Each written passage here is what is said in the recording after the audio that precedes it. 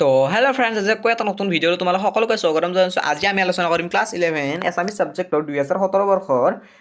Previous year question পেপাৰখন আৰু ইয়াৰ 2017 বৰ্ষৰ কুৱেশ্যন পেপাৰখনত যিবিলাক ইম্পৰ্টেণ্ট কুৱেশ্যন আনচাৰ আছে গোটেইবিলাক তোমালোকক মই বাছি আনিছোঁ আৰু এই ভিডিঅ'টোৰ জৰিয়তে গোটেই সেই প্ৰশ্ন উত্তৰবিলাক তোমালোকক বুজাই দিম আৰু তোমালোকৰ এই ভিডিঅ'টোৰ জৰিয়তে 2017 বৰ্ষৰ ক্লাছ 11 এছামিছ ছাবজেক্টৰ কুৱেশ্যন পেপাৰখনত যিমান ইম্পৰ্টেণ্ট কুৱেশ্যন আনচাৰ আছে গোটেই কমপ্লিট হৈ যাব। তো তোমালোকে ভিডিঅ'টো একদম শেষলৈকে চোৱা, স্কিপ নকৰাকৈ আৰু একদম ভালদৰে চাবা। মই তোমালোকক বুজাই দিম যাতে তোমালোকে বুজি পোৱা আৰু প্ৰশ্ন উত্তৰবিলাক তোমালোকৰ মুখস্থ হৈ যায় আৰু মনত ৰৈ যায়। সেয়েহে তোমালোকৰ ভিডিঅ'টো একদম ভালদৰে সম্পূৰ্ণলৈকে চাবা, একদম ভালদৰে। প্ৰথমতে আমাৰ 1 নম্বৰ কুৱেশ্যন কেইটামান আছে। প্ৰথমতে 1 নম্বৰ কুৱেশ্যনখিনি চাই লওঁ আৰু যোৱা ভিডিঅ'ত আমি আলোচনা কৰিছোঁ 2016 বৰ্ষৰ এছামিছৰ কুৱেশ্যন পেপাৰখন, আৰু সেই ভিডিঅ'টো যদি চোৱা নাই তোমালোকে চাই ল'বা। 8 মিনিটৰ ভিডিঅ' হয়, একদম কম হয়, একদম অলপ স্পীড কৰি চাব পাৰে, তোমালোকৰ 5 মিনিটতে শেষ হৈ যাব। আৰু ভিডিঅ'টো একদম ভালদৰে মই খুব বুজাই দিছোঁ এই কুৱেশ্যন আনচাৰখিনি, আৰু তোমালোকে সেই ভিডিঅ'টো চাই পেলাই সেই কুৱেশ্যন পেপাৰখন কমপ্লিট কৰি লোৱা, কাৰণ প্ৰিভিয়াছ ইয়াৰ কুৱেশ্যন পেপাৰ বিৰাট মেটাৰ কৰে এক্সামত, আৰু ইয়াৰ পৰা এই কুৱেশ্যনছ আহে, সোধা যায় বা ৰিপিট কৰি পেলাইও সোধা যায়। ইয়াৰ পৰাই একদম ইম্পৰ্টেণ্ট হয় প্ৰিভিয়াছ ইয়াৰ কুৱেশ্যন পেপাৰবিলাক। আৰু যোৱা ভিডিঅ'ত আমি 2016 বৰ্ষটো আলোচনা কৰিছোঁ, এইখিনি চাই ল'বা। এতিয়া তলৰ কুৱেশ্যনটো তলৰ প্ৰশ্নবিলাক চোৱা হয়। সিহঁতে কি কৈছে, প্ৰথমতে আমাৰ 1 নম্বৰ প্ৰশ্ন উত্তৰ আছে 11টা। প্ৰথমতে 1 নম্বৰ কুৱেশ্যন কি কৈছে হয়, ইয়াতে কৈছে যে কি সত্যনাথ বৰাৰ আকাশ ৰহস্য কি বিষয়ক গ্ৰন্থ। তোমালোকেতো নিশ্চয় পঢ়িছে সত্যনাথ বৰাৰ হেৰিটো ধনৰ ব্যৱহাৰ, এই চেপ্টাৰটো তোমালোকে পঢ়িছে। সত্যনাথ বৰাৰ আকাশ ৰহস্যখন কি বিষয়ক গ্ৰন্থ। আৰু আমাৰ তোমালোকৰ এটা কথা হ'ল, সত্যনাথ বৰা আছিল আমাৰ অসমীয়া জগতত প্ৰথম বিজ্ঞান বিষয়ক পুথি ৰচনা কৰা, আৰু বিজ্ঞান বিষয়ক পুথিখনৰ ৰচক আছিল বিজ্ঞান বিষয়ক পুথিখনৰ নাম আছিল কি আকাশ ৰহস্য। আৰু সেই আকাশ ৰহস্য পুথিখন কি বিজ্ঞান বিষয়ক। তোমালোকে বুজি পালা নিশ্চয়। সত্যনাথ বৰা আছিল আমাৰ প্ৰথম বিজ্ঞান বিষয়ক পুথি, অসমীয়া ভাষাত প্ৰথম বিজ্ঞান বিষয়ক পুথি ৰচনা কৰা। সেই বিজ্ঞান বিষয়ক পুথিখনৰ ৰচনা হ'ল পুথিখনৰ নাম হ'ল কি আকাশ ৰহস্য, আৰু সেইখন হৈছে কি বিজ্ঞান বিষয়ক গ্ৰন্থ বা পুথি। সত্যনাথ বৰাৰ আকাশ ৰহস্য কি বিষয়ক গ্ৰন্থ। তোমালোকক মই ক'লো সত্যনাথ বৰাৰ আকাশ ৰহস্য বিজ্ঞান বিষয়ক গ্ৰন্থ। এতিয়া তলৰ নম্বৰটো ইয়াতে কি কৈছে, কালিৰাম মেধিৰ সাহিত্য জীৱনৰ কালিৰাম মেধিৰ সাহিত্যিক জীৱনৰ ডাঙৰ কৃতি কি। কালিৰাম মেধিৰ সাহিত্যিক জীৱনৰ ডাঙৰ কৃতি হৈছে কি তেওঁৰ দ্বাৰা প্ৰণীত বৃহৎ আকাৰৰ অসমীয়া ব্যাকৰণ আৰু ভাষাতত্ত্ব। তোমালোকে গৌৰৱ চেপ্টাৰটো পঢ়িছা কালিৰাম দেৱৰ আৰু কালিৰাম মেধিৰ, অৰ্থাৎ কালিৰাম মেধিৰ সাহিত্য জীৱনৰ কৃতিটো কি। কালিৰাম মেধি হৈছে আমাৰ গৌৰৱ চেপ্টাৰৰ লিখক, আৰু ইয়াতে সুধিছে কালিৰাম মেধিৰ কি সাহিত্যিক জীৱনৰ ডাঙৰ কৃতি কি। কালিৰাম মেধিৰ সাহিত্যিক জীৱনটোৰ ডাঙৰ কৃতিটো কি। কালিৰাম মেধিৰ সাহিত্যিক জীৱনৰ ডাঙৰ কৃতি হৈছে তেওঁৰ দ্বাৰা প্ৰণীত, কালিৰাম মেধিদেৱৰ দ্বাৰা প্ৰণীত কি বৃহৎ আকাৰৰ কি অসমীয়া ব্যাকৰণ আৰু ভাষাতত্ত্ব। কালিৰাম মেধিদেৱৰ তেওঁৰ দ্বাৰা প্ৰণীত কি অসমীয়া ব্যাকৰণ আৰু ভাষাতত্ত্ব কি। অসমীয়া ব্যাকৰণ আৰু ভাষাতত্ত্ব কি। অসমীয়া ব্যাকৰণ আৰু ভাষাতত্ত্ব হ'ল কালিৰাম মেধিৰ ডাঙৰ কৃতি। এতিয়া তলৰ কুৱেশ্যন চাওঁ, ইয়াতে কৈছে সাংস্কৃতিৰ কি শব্দৰ পৰা বিহু শব্দ উৎপত্তি হোৱা বুলি ঠাৱৰ কৰা হৈছে। সাংস্কৃতিক তাৰমানে এই কুৱেশ্যনটো সুধিছে যে সাংস্কৃতিক কোনটো শব্দৰ পৰা আমাৰ বিহু শব্দটোৰ সৃষ্টি হোৱা বুলি কোৱা হৈছে। বিহু শব্দটোৰ উৎপত্তি সাংস্কৃতিৰ বিহ শব্দৰ পৰা হোৱা বুলি ঠাৱৰ কৰা হৈছে। বিহ শব্দৰ অৰ্থ হৈছে বিহাৰ কৰা, যাত্ৰা কৰা, সন্ধান কৰা। এই দৃষ্টি বিহু শব্দ মাধ্যমে এক ধৰণৰ আনন্দ উৎসৱ বা আনন্দমুখৰ যাত্ৰাক প্ৰকাশ কৰে। অসমীয়া সংস্কৃতিত আৰু পৰম্পৰাগত বিহু হৈছে এক বিশেষ উৎসৱ যাৰ মাধ্যমেৰে কৃষিৰ ৰিতুৱলদৰ লগত সম্পৰ্কিত আনন্দ উদযাপন কৰা হয়। তোমালোকে নিশ্চয় বুজি পালা। ইয়াতে কি হৈছে, ইয়াতে জাষ্ট এইখিনি সুধিছে যে সাংস্কৃতিৰ কি শব্দৰ পৰা বিহু শব্দটোৰ উৎপত্তি হোৱা বুলি উঠাব কৰিব। সাংস্কৃতিৰ কি বিহু শব্দৰ পৰা বিহু শব্দটোৰ উৎপত্তি হোৱা বুলি উঠাব কৰা হৈছে বা কোৱা হৈছে। এতিয়া তলৰ কুৱেশ্যন চাই, ইয়াতে কৈছে আহোম যুগত কোন ৰজাৰ দিনত ত্ৰিহাই সৰ্বাধিক পৃষ্ঠপোষকতা লাভ কৰিছিল বা পাইছিল। আহোম যুগত স্বৰ্গদেউ ৰুদ্ৰসিংহৰ দিনত ত্ৰিহাই সৰ্বাধিক পৃষ্ঠপোষকতা পাইছিল বা লাভ কৰিছিল। আহোম যুগত কোন ৰজাৰ দিনত ত্ৰিহাই সৰ্বাধিক পৃষ্ঠপোষকতা পাইছিল পাইছিল আহোম যুগত কি স্বৰ্গদেউ ৰুদ্ৰসিংহৰ দিনত ৰিহাই সৰ্বাধিক পৃষ্ঠপোষকতা পাইছিল কি আহোম যুগত কি স্বৰ্গদেউ ৰুদ্ৰসিংহৰ দিনত ৰিহাই সৰ্বাধিক পৃষ্ঠপোষকতা পাইছিল কি আহোম যুগত কোন ৰজাৰ দিনত ৰিহাই সৰ্বাধিক পৃষ্ঠপোষকতা পাইছিল আহোম যুগত কি ৰিহাই স্বৰ্গদেউ ৰুদ্ৰসিংহৰ দিনত ৰিহাই সৰ্বাধিক পৃষ্ঠপোষকতা পাইছিল কি স্বৰ্গদেউ ৰুদ্ৰসিংহৰ দিনত ৰিহাই সৰ্বাধিক পৃষ্ঠপোষকতা পাইছিল আহোম যুগত এতিয়া তলৰ কুৱেশ্যন চাই ইয়াতে কৈছে যে কি মাধৱ কন্দলী কোন ৰজাৰ পৃষ্ঠপোষকতা সাংস্কৃতিক ৰামায়ণ পদ ভাঙনি কৰিছিল উত্তৰ তেওঁ চতুৰ্থ শতিকাৰ কি বৰাহী ৰজা মহামান্যিকৰ পৃষ্ঠপোষকতাত সাংস্কৃতিক ৰামায়ণ পদ অসমীয়া ভাঙনি কৰে এই কুৱেশ্যনটো কি সুধিছে কুৱেশ্যনত সুধিছে যে মাধৱ কন্দলী দেৱে কোনজন ৰজাৰ পৃষ্ঠপোষকতা কোনজন ৰজাৰ থাকোঁতে তাৰ মানে সাংস্কৃতিক ৰামায়ণ পদ ভাঙনি কৰিছিল সাংস্কৃতিক ৰামায়ণ পদ কোনজন ৰজাৰ থাকোঁতে তেওঁ ভাঙনি কৰিছিল তেওঁ ৰজা মহামান্যিকৰ পৃষ্ঠপোষকতাত এই কামটো কৰিছিল ৰজা মহামান্যিক এইটো তলৰ কুৱেশ্যন চাওঁ এই কুৱেশ্যনটো অলপ যিবোৰ জোনাকীৰ প্ৰথম সম্পাদক কোন জোনাকীৰ প্ৰথম সম্পাদক হ'ল কি চন্দ্ৰকুমাৰ আগৰৱালা আৰু জোনাকী যুগৰ ত্ৰিমূৰ্তি বুলি কোৱা হয় জোনাকী যুগৰ ত্ৰিমূৰ্তি বুলি কোৱা হয় চন্দ্ৰকুমাৰ আগৰৱালা হেমচন্দ্ৰ গোস্বামী লক্ষ্মীনাথ বেজবৰুৱা আৰু জোনাকীখনৰ একদম প্ৰথম সম্পাদক বুলি কোৱা হয় জোনাকীখনৰ একদম প্ৰথম সম্পাদক বুলি কোৱা হয় কি চন্দ্ৰকুমাৰ আগৰৱালা এতিয়া তলৰ কুৱেশ্যন চাওঁ ইয়াতে কি কৈছে ইয়াতে কৈছে কি দেৱকান্ত বৰুৱা অসমীয়া কাব্য জগতত কি কবি হিচাপে জনাজাত দেৱকান্ত বৰুৱা অসমীয়া কাব্য জগতত দমজাৰ কবি হিচাপে জনাজাত তোমালোকে নিশ্চয় জানা এই কুৱেশ্যনটো আৰু একদম ইম্পৰ্টেণ্ট হয় দেৱকান্ত বৰুৱা আমাৰ অসমীয়া কাব্য জগতত কি কবি হিচাপে জনাজাত দেৱকান্ত বৰুৱা আমাৰ অসমীয়া কাব্য জগতত দমজাৰ কবি হিচাপে জনাজাত কি দমজাৰ কবি হিচাপে জনাজাত দেৱকান্ত বৰুৱা হৈছে আমাৰ লাচিত ফুকন কবিতাৰ ৰচক লাচিত ফুকন কবিতাৰ ৰচক হৈছে আমাৰ দেৱকান্ত বৰুৱা আৰু দেৱকান্ত বৰুৱা আমাৰ অসমীয়া কাব্য জগতত কি কবি হিচাপে জনাজাত দেৱকান্ত বৰুৱা আমাৰ অসমীয়া কাব্য জগতত কি দমজাৰ কবি হিচাপে জনাজাত কি দমজাৰ কবি হিচাপে জনাজাত কি দমজাৰ কবি হিচাপে জনাজাত আৰু এই কুৱেশ্যনটো দুইবাৰ ৰিপিট হ'ল যোৱা 2016 কুৱেশ্যন পেপাৰখনতো আহিছিল আৰু এইবাৰো আহিছে একদম ইম্পৰ্টেণ্ট হয় এইটো তোমালোকৰ কোনো কাৰণতে এৰি নিদিবা একদম ইম্পৰ্টেণ্ট কুৱেশ্যন এতিয়া তলৰ কুৱেশ্যন 7 নম্বৰটোত ইয়াতে কি কৈছে ইয়াতে কৈছে যে কুশল কোঁৱৰ কোন স্কুলৰ ছাত্ৰ আছিল কুশল কোঁৱৰ কোন স্কুলৰ ছাত্ৰ আছিল কুশল কোঁৱৰ গোলাঘাট বেজবৰুৱা এমি স্কুলৰ ছাত্ৰ আছিল কি কুশল কোঁৱৰ গোলাঘাট বেজবৰুৱা এমি স্কুলৰ ছাত্ৰ আছিল কি কুশল কোঁৱৰ গোলাঘাট বেজবৰুৱা এমি স্কুলৰ ছাত্ৰ আছিল এতিয়া তলৰ কুৱেশ্যন চা কুশল কোঁৱৰ নাটকৰ দ্বাৰকজনৰ নাম কি কুশল কোঁৱৰ নাটকৰ দ্বাৰকজনৰ নাম হ'ল এন চি বৰা কুশল কোঁৱৰ নাটকৰ দ্বাৰকজনৰ নাম কি কুশল কোঁৱৰ নাটকৰ দ্বাৰকজনৰ নাম হ'ল কি এন চি বৰা এতিয়া 10 নম্বৰ কুৱেশ্যন ইয়াতে কি কৈছে ইয়াতে কৈছে যে কিমান চনত জালিয়ানৱালাবাগৰ হত্যাকাণ্ড হৈছিল 13 এপ্ৰিল 1919 চনত জালিয়ানৱালাবাগৰ হত্যাকাণ্ড হৈছিল কি জালিয়ানৱালাবাগৰ হত্যাকাণ্ড আমি ক্লাছ 10ত পঢ়ি আহিছোঁ একদম কমন কুৱেশ্যন হয় এইটো আৰু এই কুৱেশ্যনটো অকল ফাৰ্ষ্ট ইয়াৰত নহয় ছেকেণ্ড ইয়াৰ অকল ফাৰ্ষ্ট ইয়াৰত বুলিয়ে নহয় এইটো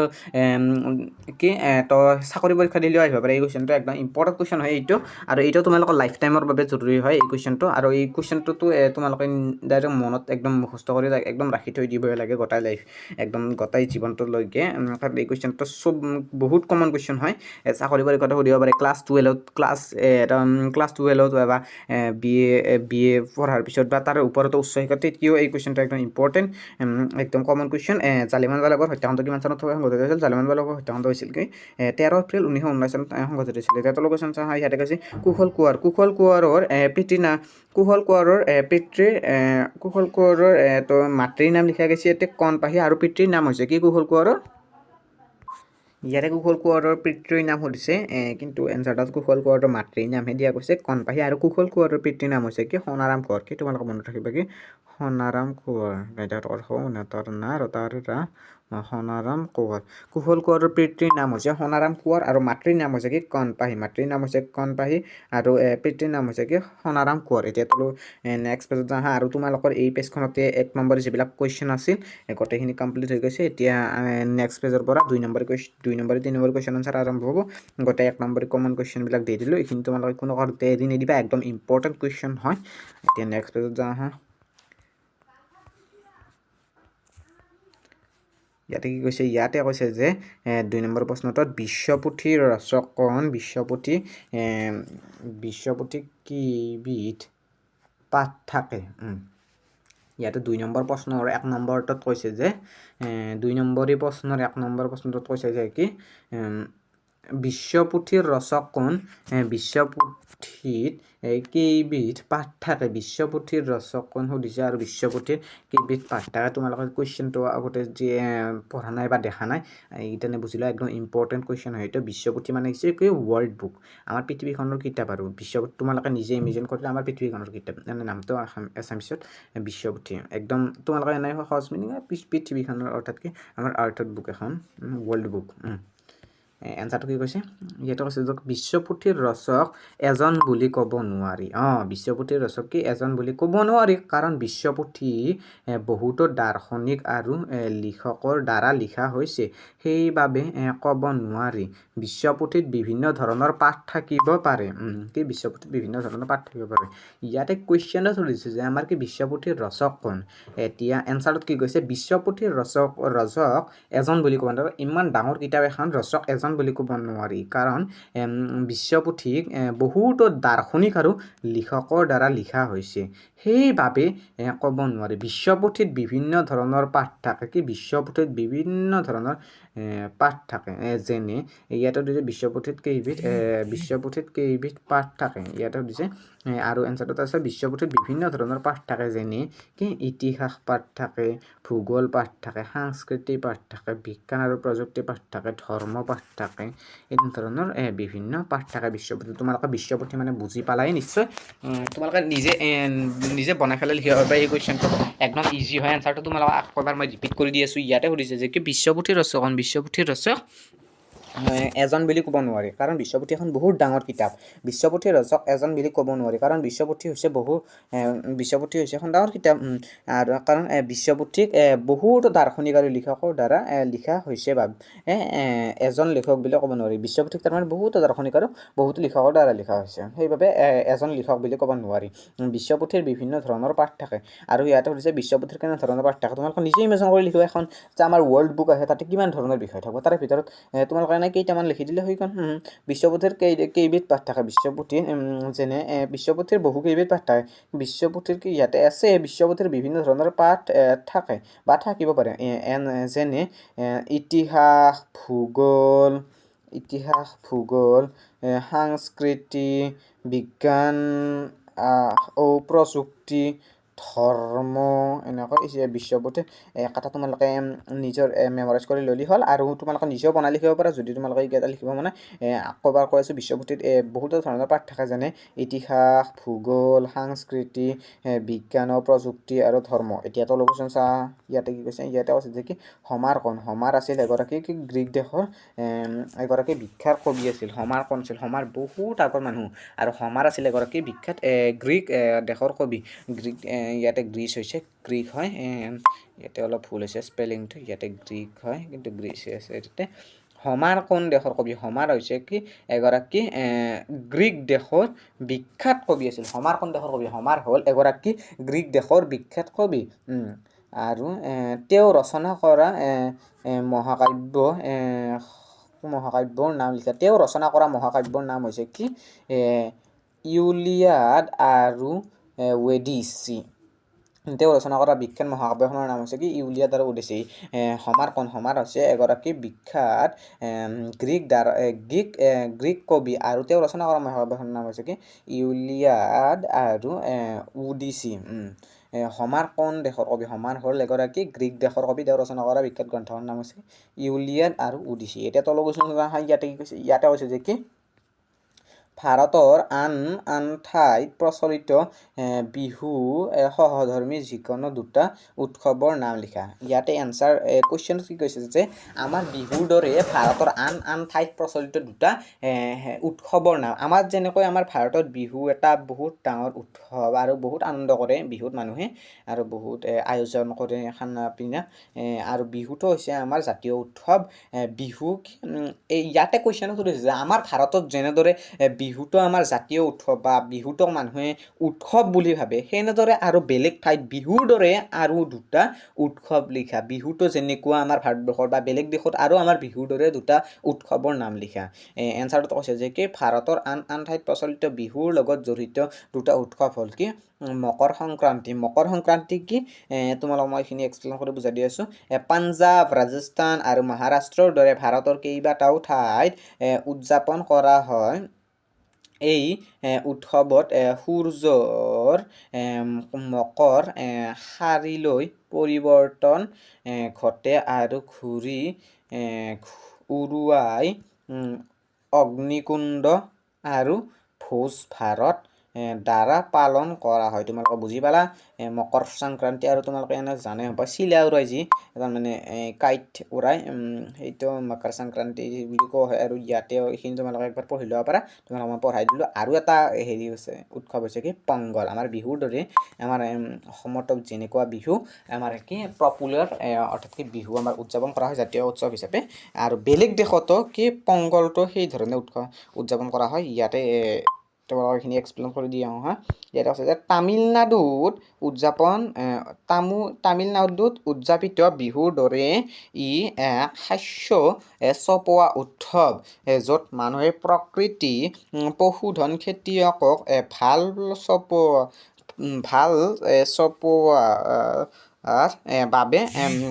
চপোৱাৰ বাবে কৃতজ্ঞতা প্ৰকাশ কৰে ইয়াতে কি পংগলটো এটা উৎসৱ হৈছে এইটো তামিলনাডুত উদযাপিত আৰু মকৰ সংক্ৰান্তিও হৈছে এটা উৎসৱ পাঞ্জাৱ ৰাজস্থান আৰু মহাৰাষ্ট্ৰৰ দৰে কেইবাটাও ৰাজ্যত উপস্থিত তেওঁলোকে উদযাপন কৰা হয় ভাৰতৰ এনেকৈ আমাৰ বিহুৰ দৰে দুটা বেলেগ দেশত উদযাপন কৰা উৎসৱ হৈছে কি মকৰ সংক্ৰান্তি আৰু পংগল আমাৰ যেনেকৈ বিহু আমাৰ অসমত বিখ্যাত আৰু জাতীয় উৎসৱ আৰু সেয়েহে বেলেগ দেশতো এইবিলাক হৈছে এটা উৎসৱ আৰু এইবিলাকো মানুহে উদযাপন কৰে এক নম্বৰতে মকৰ সংক্ৰান্তি দুই নম্বৰতে পংগল এতিয়া তলৰ কুৱেশ্যন চাওঁ ইয়াতে কি কৈছে যে কি বৰপেটা অঞ্চলত কি দুবিধ থলুৱা খেলৰ লগত ক্ৰিকেট খেলৰ সাদৃশ্য আছে আমাৰ বৰপেটা অঞ্চলত কি কৈছে ইয়াতে কুৱেশ্যনত কৈছে যে বৰপেটা অঞ্চলৰ কি দুবিধ থলুৱা খেলৰ লগত ক্ৰিকেট খেলৰ সাদৃশ্য আছে আমাৰ বৰপেটা অঞ্চলত তাৰমানে কি দুবিধ খেলৰ লগত আমাৰ থলুৱা খেল কি হৈছে নেকি আমাৰ ক্ৰিকেট আমাৰ যে আমি ক্ৰিকেট যে খেলোঁ আমাৰ ক্ৰিকেটৰ লগত সাদৃশ্য আছে বৰপেটা অঞ্চলত এনে দুবিধ খেল দেখিব দিছে যি আমাৰ ক্ৰিকেট খেলৰ লগত অলপ মিল আছে বৰপেটা অঞ্চলত এনে দুবিধ খেল আছে নে নাই আৰু তোমালোক তাৰ বিষয়ে তাৰে সেই খেল লিখিব দিছে যি আমাৰ ক্ৰিকেটৰ লগত সাদৃশ্য আছে এনচাৰটো আছে যে কি ক্ৰিকেটৰ সৈতে মিল থকা বৰপেটা অঞ্চলত দুখন থলুৱা খেল আছে ক্ৰিকেটৰ সৈতে মিল থকা বৰপেটা অঞ্চলত দুখন থলুৱা খেল হৈছে কি থপ খেল ইয়াতো এনেকৈ অলপ দৌৰিব লাগে আৰু বল এটা থাকে বলটো মাৰিব লাগে থপ খেল আৰু কি বাঠা খেল বৰপেটা অঞ্চলত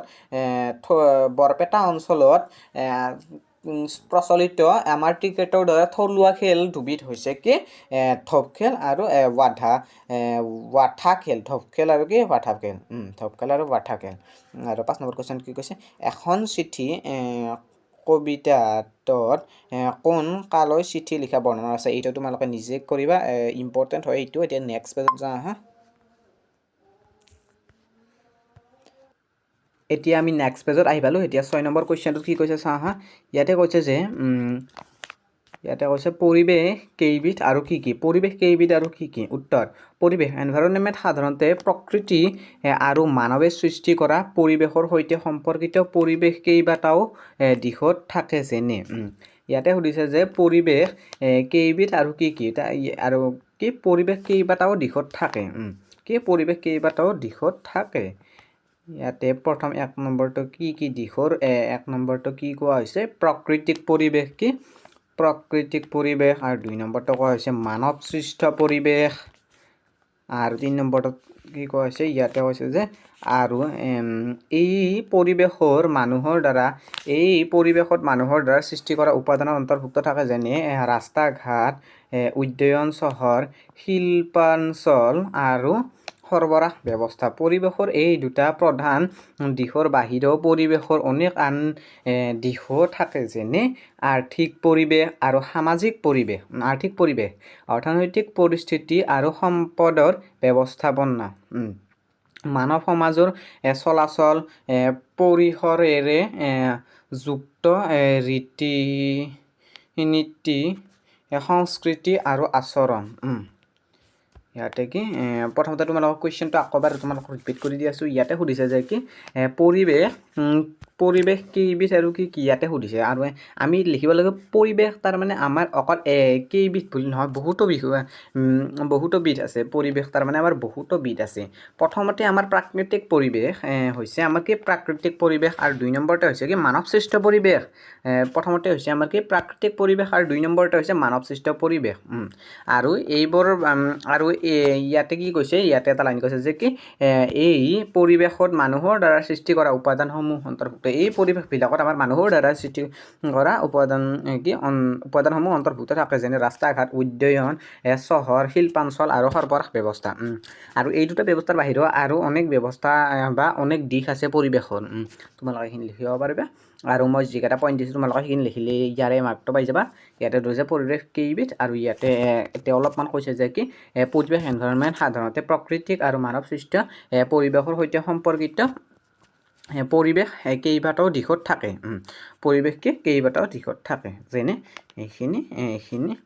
আৰু এইখিনি অলপ তোমালোকে চাই পেলাই লিখিব পাৰিবা এতিয়া 7 নম্বৰ কুৱেশ্যন চা ইয়াতে কৈছে যে কি পৰিৱেশৰ 4টা উপাদানৰ নাম লিখা পৰিৱেশৰ 4টা উপাদানৰ নাম এতিয়া ইয়াতে কৈছে নিম্নোক্ত 3টা উপাদানৰ দ্বাৰা পৰিৱেশ গঠিত ইয়াতে এনসাৰটো অলপ ইয়াতে 3টা দিয়া আছে তোমালোকে 4টা লিখিব পাৰিবা আৰু 3টা লিখিলেও হৈ যাব ইয়াতে হৈছে যে কি পৰিৱেশৰ 4টা উপাদান লিখা পৰিৱেশৰ 3টা ইয়াতে উপাদান দিয়া হৈছে এটা হ'ল অজৈবিক উপাদান যিবিলাকৰ জীৱ নাই অৰ্থাৎ যিবিলাকৰ জীৱ নাই ভাব নাই অনুভূতি নাই সেইবিলাকক অজৈবিক উপাদান বুলি কয় তোমালোকে জানা আৰু জৈৱিক উপাদান যেনে আমি মানুহ যিবিলাক বস্তুৰ জীৱ আছে বা লস কৰিব পাৰে বা এইফালৰ পৰা সিফালে যাব পাৰে বা তেওঁ ভাৱনা আছে বা সেই জীৱটোক কি কোৱা হয় সেই বস্তুটোক কি হয় কি জীৱ জৈৱিক উপাদান যাৰ জীৱ আছে আৰু কি 3 নম্বৰটো হৈছে শক্তি উপাদান 1 নম্বৰটো হৈছে কি অজৈবিক উপাদান যিবিলাকৰ জীৱ নাই আৰু 2 নম্বৰটো কি হৈছে জৈৱিক উপাদান যিবিলাকৰ জীৱ আছে আৰু 3 নম্বৰটো কি হৈছে শক্তি উপাদান জাষ্ট এইখিনি তোমালোকৰ তলৰ কুৱেশ্যন চোৱা হয় ইয়াতে কৈছে যে কি বায়ুমণ্ডল সম্পৰ্কে এটি টকা যুগুত কৰা বায়ুমণ্ডল সম্পৰ্কে তোমালোকে এটি টকা যুগুত কৰিব দিছে বায়ুমণ্ডল সম্পৰ্কে এটি টকা হৈছে কি বায়ুমণ্ডল হৈছে পৃথিৱীৰ আগুৰি থকা গেছৰ এটা স্তৰ যিটো মূলতঃ নাইট্ৰজেন 78% আৰু অক্সিজেন 21% আৰু আৰ্গন আৰু কাৰ্বন ডাই অক্সাইডৰ দৰে অন্যান্য গেছৰ ক্ষুদ্ৰ পৰিমাণ দ্বাৰা গঠিত যিয়ে শ্বাস প্ৰশ্বাস ল'ব পৰা বায়ু প্ৰদান কৰে উষ্ণতা নিয়ন্ত্ৰণ কৰি আৰু ক্ষতিকাৰক সৌৰ বিকিৰণৰ পৰা গ্ৰহটোক ৰক্ষা কৰি জীৱন বজাই ৰখাত গুৰুত্বপূৰ্ণ ভূমিকা পালন কৰে ইয়াক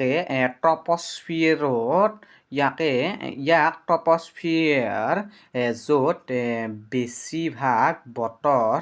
সংঘটিত হয় ষ্ট্ৰেটোস্ফিয়াৰ অজন স্তৰ থকা কে ধৰি সুকীয়া স্তৰত বিভক্ত কৰা হয় মেছস্ফিয়াৰ তাপমণ্ডল আৰু বহিমণ্ডল প্ৰতিটো স্তৰৰ বিষয়ে হৈছে অন্য উষ্ণতা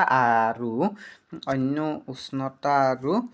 চাপৰ অৱস্থা তোমালোকে তো এইখিনি বুজি পালাই আমাৰ বায়ু সম্পৰ্কে তোমালোকক এটা টকা লিখিব দিছে আমাৰ কি অক্সিজেন সম্পৰ্কে তোমালোকক এটা টকা লিখিব দিছে তোমালোকে এইখিনি নিজে লিখিব পাৰিবা বনাই পেলাই লিও এইটো হৈ গৈছে আৰু এই কুৱেশ্যন তোমালোকৰ 2, 3 বা 4 নম্বৰ আহিব আৰু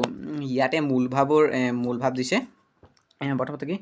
মূল ভাৱকে যিকোনো এটা লিখিব দিছে ইয়াৰে ভিতৰত বনকুঁৱৰী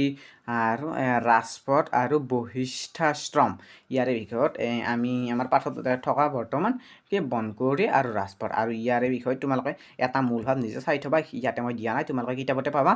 কিতাপত জাষ্ট তোমালোকে গল্পটো বা কবিতাটো পঢ়া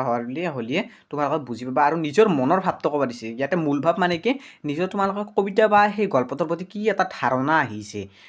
তোমালোকে সেইখিনি নিজে প্ৰকাশ কৰিটোৱে মূল ভাৱ হৈ যাব জাষ্ট তোমালোকে নিজে বনাই লিখিবা আৰু এইখিনি তোমালোকে নিজে আজি তোমালোকৰ 2017 বৰ্ষৰ এছামিছৰ ক্লাছ 11ৰ কুৱেশ্যন পেপাৰখন কমপ্লিট হৈ গৈছে আৰু যোৱা ভিডিঅ'ৰ আমি 2016 বৰ্ষৰ এছামিছৰ কুৱেশ্যন পেপাৰখন তোমালোকক বুজাই দিছোঁ আৰু আজি বুজাই দিলোঁ 2017 বৰ্ষৰ কুৱেশ্যন পেপাৰখন এতিয়া নেক্সট ভিডিঅ'ত লৈ আহিম 2018 বৰ্ষৰ কুৱেশ্যন পেপাৰখন তো তোমালোকৰ ভিডিঅ'টো চোৱাৰ বাবে ধন্যবাদ এতিয়া নেক্সট ভিডিঅ'ত লগ পাম থেংকছ ফৰ ৱাচিং দিছ ভিডিঅ'